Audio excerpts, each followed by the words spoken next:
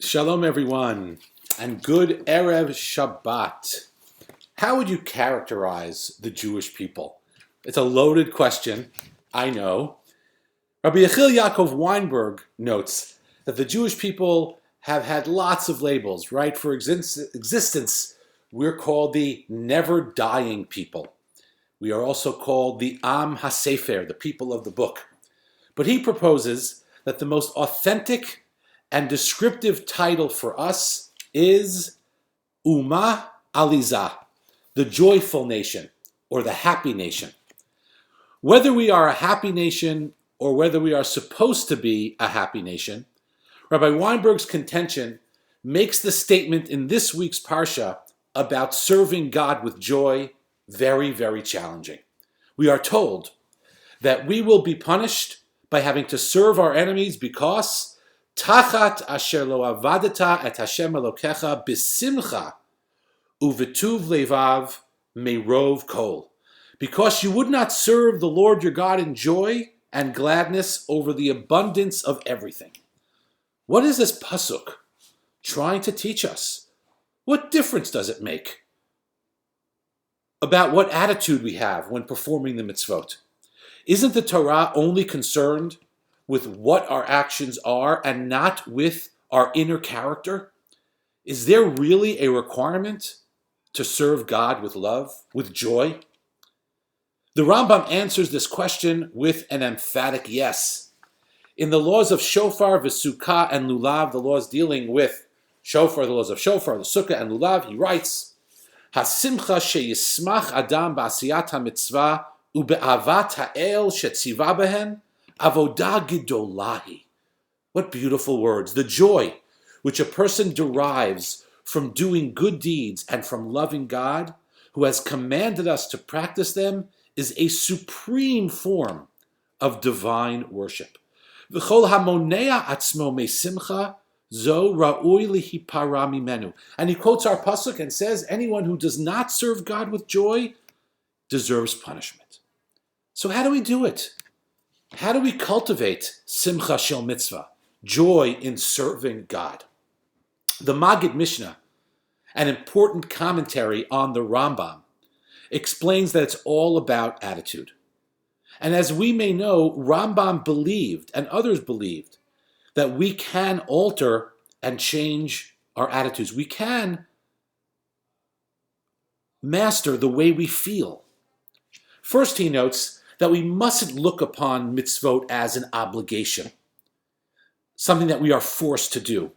This in and of itself is a bit radical, right?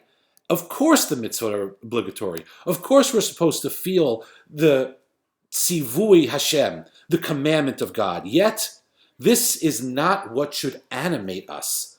This should not be our focus.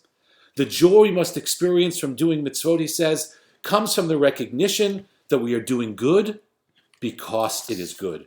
And we are acting in an upright fashion because it is the right thing to do. And finally, he notes so beautifully that the joy in doing mitzvot comes from the realization of the privilege that we have to serve God. The privilege to serve God. This is something that we don't think about that often. What a privilege it is to serve God. If a servant's status is measured by the station of their master, then there can be no rung higher on the ladder of service than being an Eved Hashem, than being a servant of God. So one way is to work on our attitude and to recognize that we serve God because we believe it's right and because we feel privileged to do so. There is another way to cultivate joy in serving God, and that is to focus on the present. This idea is explored by Rabbi Yaakov Nagain. He reminds us that Judaism is often focused on memory and anticipation. For example, on Pesach, we remember that we were slaves, and we say, Leshana haba b'Yerushalayim, next year in Jerusalem. This is good, but, Rabbi Nagain adds, one cannot overlook the present.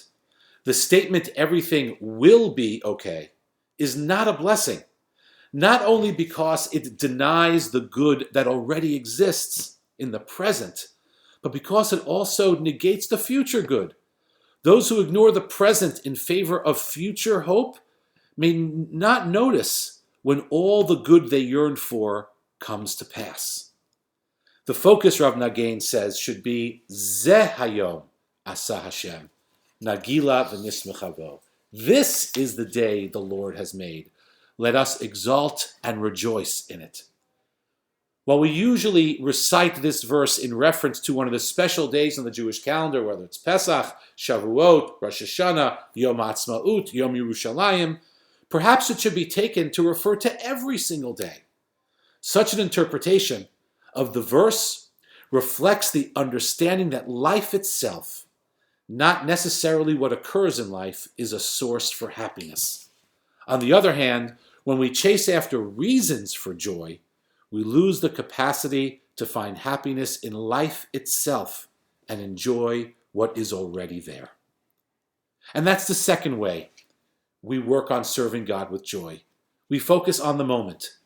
Simply being here, being alive is a blessing. And for many, our lives are filled with blessing, but we're often so focused on what was and what is coming that we don't focus enough on what is right here in front of us. One more important thing related to this time of year. The Talmud explains, V'shibachti ani et hasimcha.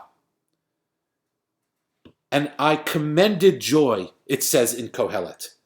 Says the Gemara, simcha shel mitzvah. The type of joy that is commended, this is the joy that we have from doing a mitzvah.